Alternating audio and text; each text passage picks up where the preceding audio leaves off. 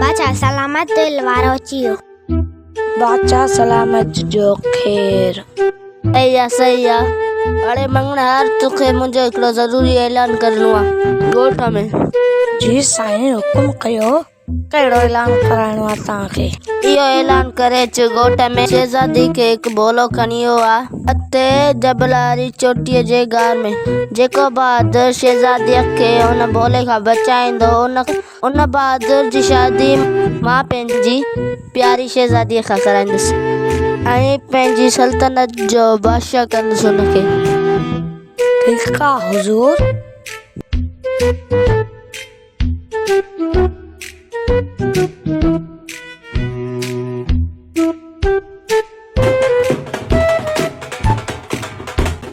ॿुधो ॻोठारा ज़रूरी ऐलान ॿुधो।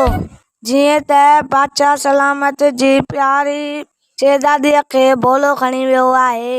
जेको शहज़ादीअ खे बचाईंदो बादशाह हुन जी शादी शहज़ादीअ सां कराईंदो ऐं पंहिंजी मिल्कियत जो वारिस बणाईंदो। ॿुधो गौर सां कन खोले ॿुधो।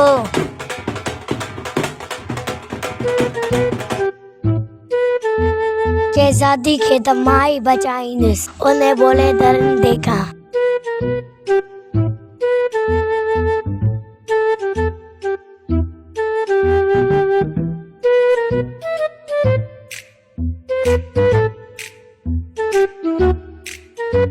पक्का बोले जे गुफा ई आई हूंदी ऐं बोले शहज़ादीअ खे हिते ई रखियो हूंदो।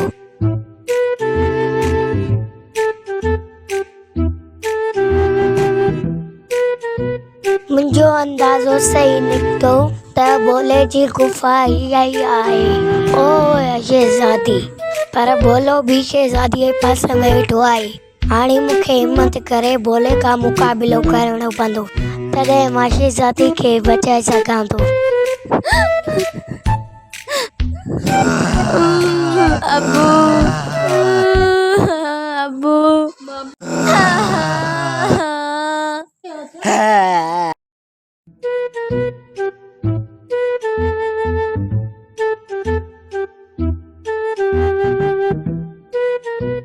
खबरदार बोला लुचो ई त पोइ मरी वेंदे।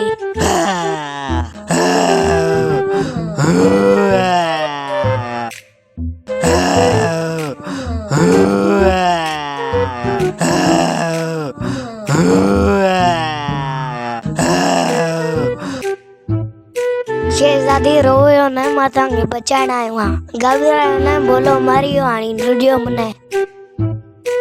महिरबानी तव्हांजी, तव्हां मुंहिंजी जान बचाई। महिरबानी जी का ॻाल्हि न आहे शहज़ादी, तव्हांजी जान बचाइण असांजो फर्ज़ हो। हलो त हाणे मां तव्हांखे महल ते वठी हलां। ठीकु आहे।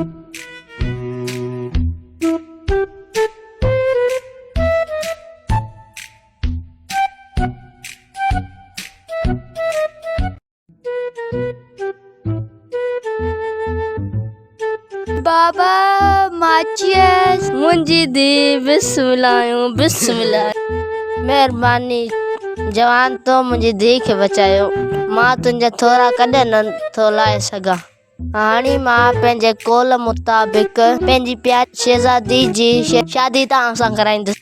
महिरबानी बादशाह सलामत तव्हांजी। शहज़ादी तव्हां वञी तयारु थी चओ। ठीकु आहे बाबा साईं।